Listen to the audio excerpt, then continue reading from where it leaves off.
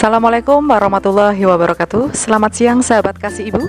Bertemu kembali bersama saya Tina Marketing dari RSIA Kasih Ibu Tegal dalam acara Ngobras Online. Tentunya saya tidak sendiri. Pada siang hari ini untuk acara Ngobras Online part ke-6, saya ditemani oleh salah satu dokter full-timer dari RSIA Kasih Ibu Tegal, yaitu dengan Dr. Agung Dana Restiono SPA MSc. Selamat siang dokter. Apa kabar dokter? Ya, dokter sudah siap ya dokter menjawab pertanyaan-pertanyaan yang sudah masuk selama 1 minggu ini di Facebook maupun di Instagram dari RSIA Kasih Ibu Tegal ya. Baik dokter, untuk tema ngobras pada siang hari ini yaitu tentang kesehatan anak di musim hujan dokter. Untuk kondisi pasien dokter rawat jalan saat ini bagaimana dokter? Apa memang betul ya dokter? Mungkin banyak penyakit-penyakit dokter? Dalam suasana yang cukup naik turun ya, sering hujan, kemudian kalau siang panas, beberapa penyakit yang cukup dominan di poliklinik rawat jalan itu memang batuk pilek dan demam, khususnya pada anak-anak ya. Jadi bagaimana kita untuk mengetahui menjaga daya tahan tubuh, terutama untuk diri sendiri dan anak-anak itu sangat penting. Memang betul Bu Tina, untuk penyakit cukup banyak sekali untuk batuk pilek dan panas. Makanya banyak sekali loh dok pertanyaan-pertanyaan yang masuk ke Instagram maupun Facebook dari Kasih Ibu, di mana 7 pertanyaan terbaik dipilih sendiri oleh narasumber kita pada siang hari ini. Untuk pertanyaan pertama dokter dari Instagram atas nama Pamela Yola. Anak saya lagi pilek, biang keringat dan sempap demam. Usia 9 bulan, masih ASI. Obatnya apa nih dok? Ya, jadi perlu diketahui bahwa penyebab demam sendiri salah satunya tidak hanya penyakit ya, tapi yang cukup sering itu adalah kekurangan cairan. Sehingga untuk penanganan awal, saya katakan penanganannya di sini bukan terapi atau pengobatan. Jadi kenapa saya katakan penanganan? Karena bukan obat bentuknya. Jadi untuk penanganan awal panas itu, apalagi demam ya, demam atau panas pada anak yang masih kecil, yaitu usia 9 bulan kalau tidak salah tadi.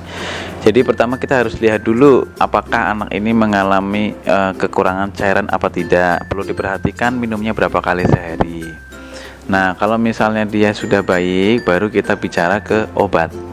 Nah, untuk pengobatan sendiri ada beberapa obat-obatan yang lazim digunakan, yaitu golongan salah satunya adalah obat turun panas. Obat turun panas yang kita kenal secara umum di masyarakat itu ada beberapa golongan.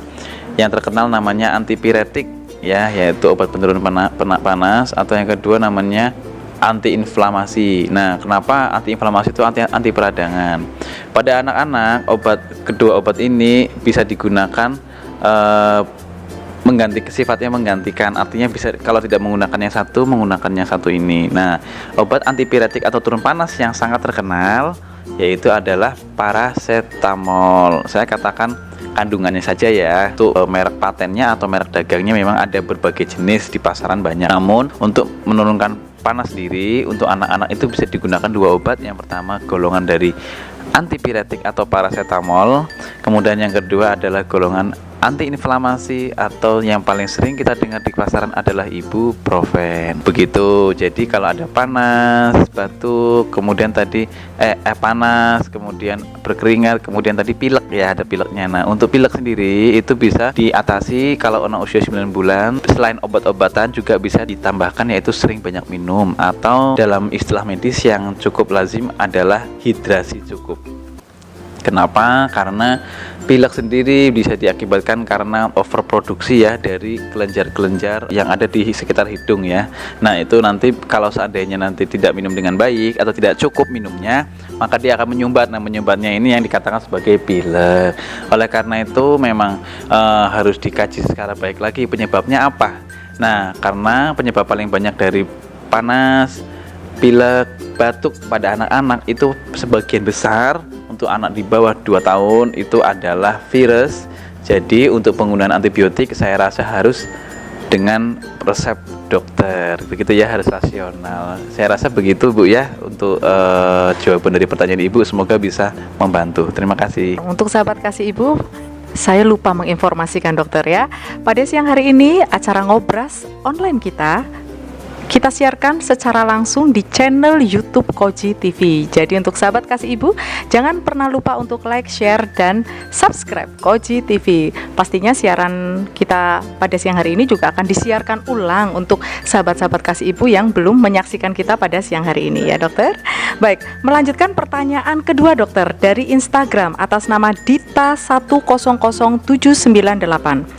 Dok, apakah pilek batuk tidak membahayakan bayi usia sebulan dan gimana cara mengobatinya dok? Kalau dikatakan membahayakan pastinya ya, tidak ada penyakit yang tidak membahayakan tentu, tapi bahayanya seberat apa? Nah, kalau hanya batuk pilek biasanya itu ringan saja. Karena apa? Karena itu terjadi mungkin peradangan sehingga mengakibatkan beberapa organ tubuh seperti hidung, di dalam mulut ini menghasilkan beberapa lendir atau cairan. Itu nanti biasanya menjadi grog-grog ya, suara nafasnya, kemudian saat tidur bersuara grog-grog itu. Nah, memang kalau anak usia 1 bulan itu memang masih sangat kecil ya, jadi tidak terlalu banyak, tidak ada obat spesifik yang betul-betul bisa mengurangi gejala tersebut. Lalu harus bagaimana? Kalau untuk anak usia 1 bulan, hal penanganan yang bisa dilakukan oleh bunda-bunda semua di rumah adalah dengan memperbanyak memberikan minum kepada adik bayi. Saya katakan minum, kenapa? Karena ada yang memberikan melalui menyusui atau ASI, ada juga yang tidak. Begitu ya. Jadi hidrasi cukup. Kita kembali lagi ke konsep awal bahwa organ hidung dan tenggorokan, jadi paru-paru secara umumnya anak-anak usia 1 bulan, jika dia batuk pilek itu paling banyak batuk pileknya lebih kepada area tenggorokan ke atas. Jadi kita katakan biasanya radang ya. Nah, radang daerah situ memang banyak menghasilkan produk cairan yang lendir-lendir tadi itu kita katakan. Dengan memberi banyak minum, maka dia akan semakin mengurangi pengeluaran lendir. Kurang lebih seperti itu sebetulnya. Tapi sekali lagi paling banyak karena virus, oleh karena itu obat-obatan tentunya tidak terlalu banyak membantu pada kasus ini, sehingga lebih diseringin minum, lebih dibanyakin minumnya. Saya rasa begitu Bu Tina untuk jawaban atas pertanyaan ini. Terima kasih. Mungkin sekalian menginformasikan, kemarin juga saya kan sempat dapat update ilmu juga ya dokter dari dokter Agung, untuk waktu penjemuran bayi itu sebaiknya jam berapa untuk waktu Indonesia dokter? Kalau anak usia 1, mungkin maksudnya konteksnya usia 1 bulan tadi ini dijemur ya, dalam rangka untuk batuk pilek, bahwa itu tidak ada kaitannya secara langsung. Nah, bahwa batuk pilek ini lebih dikaitkan kepada ya kondisi radang tadi, mungkin karena kondisi tubuh lagi drop ya, atau mungkin lagi infeksi virus. Kaitannya dengan menjemur itu tentu tidak berkaitan langsung dengan penyembuhan sebagai obat. Namun perlu diketahui bahwa kegiatan menjemur anak itu dalam rangka untuk mendapatkan beberapa hal. Salah satunya adalah sinar matahari yang mengandung vitamin D. Tubuh kita mengandung provitamin D, yang dimana ketika dia terkena matahari, maka dengan berbagai sistem metabolisme hal biologis, provitamin D tersebut akan diubah menjadi vitamin D yang bisa digunakan oleh tubuh. Jadi mekanisme simpelnya seperti itu. Jadi dalam hal ini beberapa kasus memang vitamin D saat ini lagi banyak sekali dilakukan penelitian, dianggap sebagai salah satu vitamin yang bisa membooster itu dalam artian bisa menambah daya imun ya, daya tahan tubuh manusia, salah satunya anak-anak. Jadi sekali lagi ini masih dalam teori dimungkinkan ya dalam penelitian, namun kaitannya dengan pengobatan langsung gitu belum ada kaitannya. Kita belum bisa menjelaskan ke arah sana. Yang lebih menjelaskan untuk pengobatan batuk pilek, untuk menjemur itu adalah minum banyak sendiri ya. Nah, untuk waktu penjemuran ini mungkin kaitannya dengan bayi mungkin yang lebih kecil lagi ya, mungkin terkait dengan penyakit kuning. Bahwasanya memang untuk menjemurnya ideal supaya mengurangi kuning itu ternyata sudah tidak lagi direkomendasikan untuk di daerah Indonesia ya. Jadi ini konteksnya untuk kuning atau untuk vitamin D. Jadi gini, kalau untuk kuning itu kan sebetulnya ada orang zaman dulu itu kan memberikan menjemur itu tujuannya supaya kuningnya itu nanti terkena sinar matahari, kemudian nanti akan meluruh gitu kan, berkurang, kemudian dikeluarkan lewat kencing, seperti mekanisme yang diberikan kepada rumah sakit misalnya pasien-pasien yang disinar begitu ya. Namun ternyata itu panjang gelombangnya berbeda. Jadi tidak bisa sama. Tentunya hal ini kita melakukan suatu hal yang tidak ada manfaatnya. Lalu bagaimana kaitannya dengan berjemur untuk bayi yang penyakit kuning? Ya jelas tentu tidak ada manfaatnya untuk mengurangi kuningnya ya. Untuk mengurangi kuningnya. Jadi sekali lagi saya katakan niatnya untuk apa dulu. Tapi tidak semuanya jelek. Makanya ini saya mau katakan kalau untuk mengurangi kuning emang tidak. Karena kuning hanya bisa dikurangi dengan salah satu caranya, yaitu menyusui lebih sering dan lebih banyak ya. Nah, kemudian kaitannya dengan vitamin D pun ternyata juga kita selama ini sering ya di masyarakat itu saya masih jumpai supaya dapat vitamin D baik, ternyata tidak juga. Karena untuk di daerah Indonesia ternyata dengan berbagai sudut lintangnya, letak mataharinya, untuk mendapatkan vitamin D, kadar vitamin D yang optimum dari sinar matahari itu ternyata kalau mau pagi hari biasanya kita jam berapa ya? Jam 7 ya Bu Tina ya, jam 7 atau jam 8 untuk menjemur. Kemudian menjemurnya pun hanya setengah jam, 1 jam, itu kurang. Untuk mendapatkan kadar yang normal seandainya mau di bawah jam 12 itu harus 3 jam sampai 4 jam. Kalau yang di bawah jam 12 artinya jam 7, 8, 9, 10, 11. Kalau pengen sebentar, setengah jam atau 1 jam itu bisa untuk mendapatkan kadar vitamin D yang optimum atau yang cukup untuk tubuh kita per hari. Yaitu idealnya pada pukul berapa? Berdasarkan literatur yang ada dari jurnal-jurnal tentang vitamin D, itu untuk di negara tropis ya, subtropis seperti Indonesia ya, seperti ini, itu untuk mendapatkan kadar vitamin D yang cukup dari sinar matahari itu ternyata untuk yang ideal itu pada pukul berapa? Di atas pukul 12 siang. Jadi pukul 1, 2 ya, pukul 1, 2, 3 itu yang paling optimum untuk mendapatkan kadar vitamin D yang optimum dari sinar matahari. Baik, untuk pertanyaan nomor 3 masih dari Instagram atas nama Cita Graitami Dok, kalau anak toddler sama bayi 8 bulan lagi flu, boleh nggak dikasih multivitamin? Tidak ada yang salah dalam memberikan multivitamin. Yang penting disesuaikan dengan dosis dan sediaan obat yang diberikan. Saya rasa begitu. Kalau untuk masalah vitamin tidak ada masalah karena semua vitamin itu bersifat meningkatkan daya tahan tubuh kebanyakan ya, jadi mengandung multivitamin. Kemudian beberapa multivitamin juga mengandung mikronutrien yang tentunya juga berfungsi untuk daya tahan tubuh kita juga. Saya rasa itu tidak masalah, tidak apa-apa. Yang penting jangan lupa utamanya yaitu makan minum yang baik ya. Kemudian disesuaikan dengan dosis yang tertera ada pada obat vitamin tersebut. Terima kasih. Pertanyaan keempat dokter, masih dari Instagram atas nama Derjani. Kalau baby kadang lihat ke atas, bahaya nggak dok? Usia berapa ya kalau spesifik? Tidak ada dok. Tidak ada usianya. Jadi terima kasih atas pertanyaannya. Jadi kalau ada bayi terkadang melihat ke atas itu kemungkinannya sangat banyak. Mau kemungkinan terbaik atau terburuk? Kemungkinan terbaik dulu saja ya. Jadi kemungkinan terbaik itu adalah bayi mungkin dia usianya kalau untuk dalam hal ini 1, 2, 3 bulan ya. Itu biasanya bayi mulai mengalami rangsangan luar. Jadi seperti kita tahu bahwa bayi itu kan usia 1 bulan dia matanya belum bisa fokus. Jadi matanya terkesan tidak bisa terpaku pada satu pandangan. Kemudian usia semakin besar, biasanya dia nanti usia menginjak usia 4, 5, 6 itu dia mulai terpaku pada satu pandangan. Nah, dari situlah biasanya nanti anak itu sudah mulai peka terhadap rangsangan. Misalnya dia melihat suatu hal yang menyenangkan, dia maka akan terpaku pada satu hal. Itu adalah respon dia terhadap merespon rangsangan ya, merespon rangsangan. Itu hal baiknya, artinya itu adalah suatu bagian dari perkembangan sosial dia. Perkembangan ada 4 ya bunda-bunda ya. Ada perkembangan motorik halus, motorik kasar, sosial, dan bahasa. Nah, salah satu sosialnya adalah bagaimana dia merespon suatu rangsangan di luar, hal yang menarik bagi dia. Nah, itu hal yang paling mungkin. Kalau hal yang buruknya, ini kemungkinan terburuknya adalah itu bagian dari kondisi kejang. Iya, jadi memang kejang sendiri pada bayi itu tidak harus seperti yang kita lihat ya, kelonjotan, tapi bisa saja terpaku melihat pada satu sisi, biasanya satu sisi kiri atau kanan, kemudian hanya ke atas saja. Tentu tidak hanya melirik saja atau terpaku pada satu saja. Kalau kejang biasanya diikuti dengan tanda-tanda kaku atau lemas di bagian tubuh atau bagian ekstremitas tubuh yang lain. Jadi begitu. Jadi mungkin pertanyaannya perlu dispesifikasikan supaya saya juga bisa menjawabnya lebih menyenangkan, gitu, lebih tepat. Saya juga. Tapi terima kasih atas pertanyaannya karena memang hal-hal kayak gitu cukup banyak mengkhawatirkan bunda-bunda di rumah. Kadang-kadang juga saya di tempat praktek ada juga beberapa pertanyaan serupa hal demikian.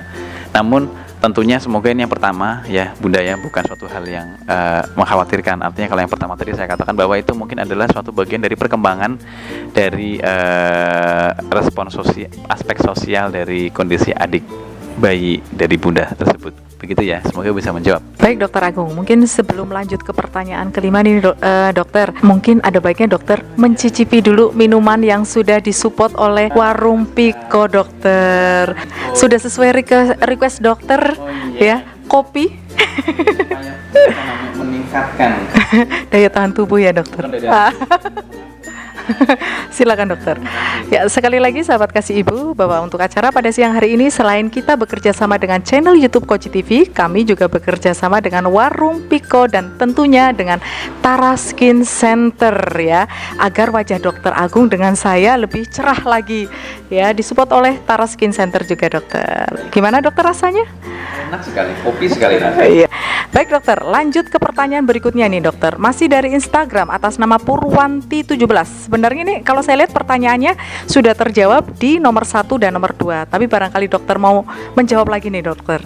Bapil obatnya apa dok? Kasih atas pertanyaannya. Kalau ini mungkin spektrum usianya lebih luas ya. Jadi pada prinsipnya obat batuk pilek itu ada obatnya, dan obatnya itu bersifat mengurangi gejala. Jadi perlu diketahui bahwa batuk dan pilek itu adalah merupakan suatu gejala, bukan penyakit.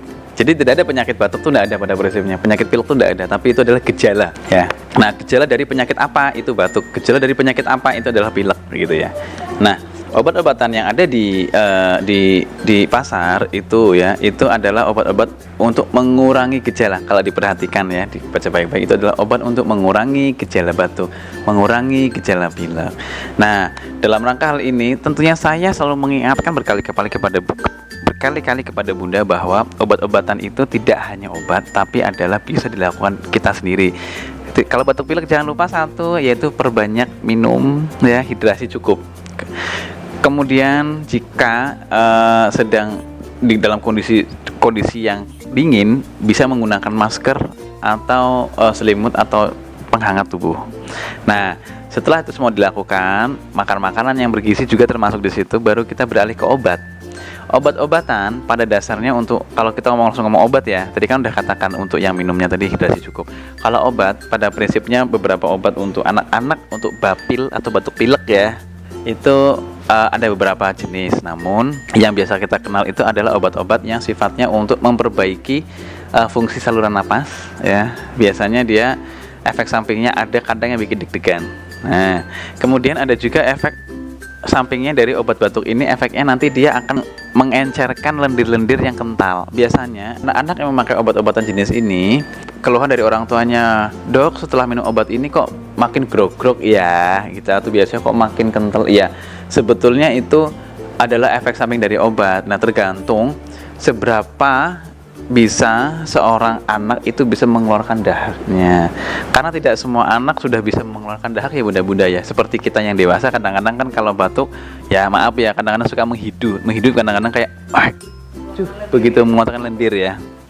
Kalau untuk anak-anak tidak bisa, belum bisa, terutama untuk anak-anak yang di bawah usia 5 tahun ke bawah.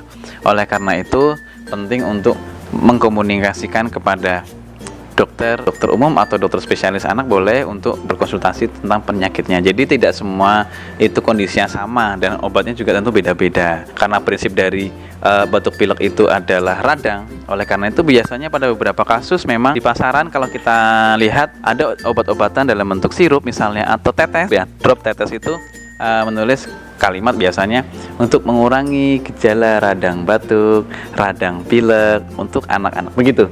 Jadi untuk obat-obatan saya rasa sangat banyak sekali jenisnya dan efek sampingnya ya tadi. Jadi ada yang sifatnya untuk memperbaiki saluran napas, ada juga yang sifatnya untuk mengencerkan dahak, juga ada juga fungsinya untuk menekan pusat batuk di tenggorokan. Nah, tentunya itu semua perlu dikonsultasikan lagi kepada dokter, dan supaya bisa mendapatkan penanganan lebih baik. Saya rasa begitu ya untuk pertanyaan ini. Terima kasih. Baik, pertanyaan nomor 6 masih dari Instagram atas nama r_tka_ayu. Assalamualaikum Dokter Agung. Anak saya 5 bulan batuk dan nafasnya grok-grok. Kalau minum ASI sedikit-sedikit kadang keluar lagi. Apakah itu wajar? Terus, kalau malam juga suhunya agak hangat, tapi kalau siang normal lagi, dokter. Apakah itu wajar? Bagaimana menyembuhkannya? Silakan, dokter. Terima kasih atas pertanyaannya. Jadi saya usia 5 bulan tadi ya, 5 bulan tadi keluar apa? Grog-grog dan Ya, saat batuk, napasnya grog. ya, jadi betul. Jadi batuk, grog-grog itu memang satu paket sebetulnya. Kenapa? Karena jadi begini pada prinsipnya. Secara singkat saja saya ingin mengatakan bahwa batuk itu proses terjadinya batuk di dalam tubuh kita, baik anak-anak ya maupun dewasa, itu tergantung ada reseptor penerima ya, rangsangan penerima. Itu ada berapa titik? Kurang lebih 15 titik di tubuh manusia. Dimulai dari mana? Dimulai dari hidung sampai di perut, di sekitar lambung. Itu yang perlu diketahui, bahwasannya untuk terjadi suatu proses batuk harus menempel itu semua. Apa yang menempel? Itu paling banyak adalah lendir atau sekret atau cairan. Oleh karena itu anak batuk pilek biasanya batuknya dari mana?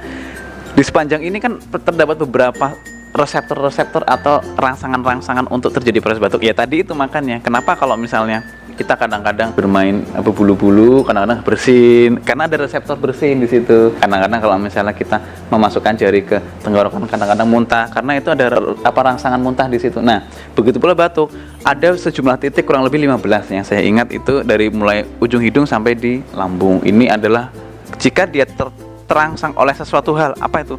Bisa partikel debu, bisa partikel virus, bisa partikel bakteri, bisa juga partikel cairan dari tubuh itu sendiri. Nah, kalau itu semua mengalir menempel pada salah satu titik-titik reseptor tadi atau rangsangan tadi, terjadi bisa mempelesetkan. Misalnya apa? Kalau kita misalnya mainan air, dikasih air, suatu hal yang licin kayak sabun gitu, cairan, biar kalau orang lewat kepleset. Sama, jadi tubuh itu sudah pintar membuat suatu lendir atau sekret atau cairan di dalam tubuh yang dimana tujuannya itu untuk mencegah bakteri atau partikel atau virus itu makin menyerang tubuh kita, dan juga dia tidak bisa masuk lebih dalam, jadi dia kayak tergelincir begitu. Makanya ada suara grog-grog-grognya. Kenapa? Karena suara dari aliran udara yang bergerak yang melewati suatu saluran yang ada lendirnya tadi itu. Kan bayi kan pas grog-grognya itu kan kalau pas lagi nangis atau pas lagi bangun kan, maksudnya napas kan setiap hari napas. Nah, grog, apalagi pas napas tekanannya kan besar. Orang menangis itu kan tekanannya besar ya. Jadi grog begitu. Nah, bagaimana pengobatannya? Ya sesuai tadi konsep awal, yaitu diberikan minuman yang banyak. Nah, kemudian kalau malam kok sepertinya lebih hangat. Sebetulnya ada baiknya kalau Bunda diukur suhunya. Kalau masih kurang lebih, jadi kita perlu tahu bahwa suhu normal itu kan 36,5 sampai dengan 37,5. Kalau suhunya masih berkisar di antara itu berarti masih normal. Hangat. Ya, hangat itu kalau bahasa kita biasanya kayak apa ya, bahasa awam kita itu kan hangat itu kan kayak ruam-ruam saja, atau mungkin kayak sumber ya. Sumber itu kan diambil dari kata Inggris summer ya, artinya musim panas. Jadi sumber itu sendiri beda dengan panas. Jadi kalau sumber itu hangat itu definisinya itu 37,5 sampai 37,7 saja. Itu belum perlu obat sebetulnya untuk obat turun panas. Namun kalau diperlukan obat, ya boleh diberikan obat turun panas sesuai dengan dosis yang dianjurkan oleh dokter. Jadi kalau di rumah, kalau misalnya saran saya malam-malam, kenapa kadang-kadang sering terasa lebih hangat? Ya kadang-kadang malam-malam itu kan kondisi anak-anak tidur, tidak ada aktivitas, kemudian tidak ada minum, jadi tubuh cenderung mengalami hidrasi begitu. Oleh karena itu ada anjuran, salah satunya termasuk kita yang dewasa, setelah bangun dari tidur kita harus memulai minum air putih. Kenapa? Karena selama kita tidur dari pukul berapa tuh? Pukul 9 sampai pukul 4 atau dari pukul 10 sampai pukul 5 itu tubuh tidak ada yang masuk sama sekali, mengalami dehidrasi. Oleh karena itu dewasa apalagi yang anak-anak. Begitu ya, saya rasa begitu. Baik, Dokter Agung, pertanyaan terakhir dari Instagram atas nama Nandara_Kusnaini. Dok, anak saya usia 5 tahun sering minum minuman instan, padahal nggak pakai es batu, tapi kenapa suaranya serak, batuk, dan pilek? Terima kasih atas pertanyaannya. Jadi sering kita lihat bahwa minuman instan ini dikambing hitamkan atas kondisi batuk pilek anaknya. Nah, kalau dalam hal ini saya selalu melihat dari beberapa segi, jadi ya sudut pandang. Yang pertama, kalau memang minuman susu instan itu dalam kondisi dingin, tentu dia bisa mengakibatkan batuk pilek atau radang. Namun sudah nggak dingin kok, padahal minuman instannya, tapi kok masih bisa bikin batuk pilek. Ya perlu kita ingat bahwa sesuatu hal yang dikemas tentu ada bahan-bahan yang diletakkan di situ. Artinya ada sesuatu hal pengawet yang berfungsi untuk mengawetkan makanan. Nah, dengan beberapa tambahan-tambahan hal ini, tentunya kalau dikonsumsi, ingat ya bahasanya, dikonsumsi secara berlebihan tentu tidak baik. Namun jika dalam kadar yang cukup, tidak apa-apa. Selama itu tidak dingin atau tidak es, begitu ya. Jadi ini saya dalam hal ini tidak terlalu menyalahkan minuman instan yang bagaimana, enggak. Tapi perlu kita bijak dalam menggunakan aja. Artinya kalau dia kondisi lagi tidak fit ya, lagi drop misalnya, kemudian kita minum minuman yang kita nggak tahu, kadang-kadang juga ada pengawetnya, beberapa hal kadang itu bisa membuat tubuh kita semakin tidak semakin drop lagi, sehingga mengakibatkan batuk atau pilek. Mungkin kalau misalnya tubuh anak itu lagi fit, ketika minum apa aja nggak masalah, tapi pas lagi tubuh drop bisa jadi itu salah satu penyebabnya, walaupun minuman yang diminum tidak dingin. Begitu Bu Tina, begitu ya. Terima kasih Dokter Agung. Baik sahabat Kasih Ibu, 7 pertanyaan dari Instagram RSIA Kasih Ibu Tegal sudah terjawab langsung oleh pakarnya, yaitu dengan Dokter Agung Dana Restiono, SPA MSc. Sekali lagi saya ucapkan banyak terima kasih dokter untuk waktunya. Barangkali sahabat Kasih Ibu masih penasaran, ingin konsultasi lebih lanjut atau melakukan pemeriksaan putra-putrinya, buah hatinya, berkenan dengan Dokter Agung, monggo datang saja langsung ke RSIA Kasih Ibu Tegal, karena beliau adalah dokter full time dari RSIA Kasih Ibu Tegal. Beliau praktek setiap hari Senin sampai dengan hari Sabtu, pagi pukul 7 sampai jam 12 siang, dan sore pukul 17 sampai dengan jam 8 malam ya. Baik sahabat Kasih Ibu, 30 menit sudah kami menemani sahabat Kasih Ibu. Saya Tina Marketing dan Dokter Agung SPA pamit undur dari hadapan sahabat Kasih Ibu. Kita berjumpa lagi di acara Ngobras Online bersama RSIA Kasih Ibu Tegal, tentunya ditayangkan secara live oleh channel YouTube Koji TV pada hari Jumat dan di jam yang sama. Dan insya Allah minggu depan kita akan mendatangkan Dr. Aji Pramudito SPOK. Selamat siang, wassalamualaikum warahmatullahi wabarakatuh.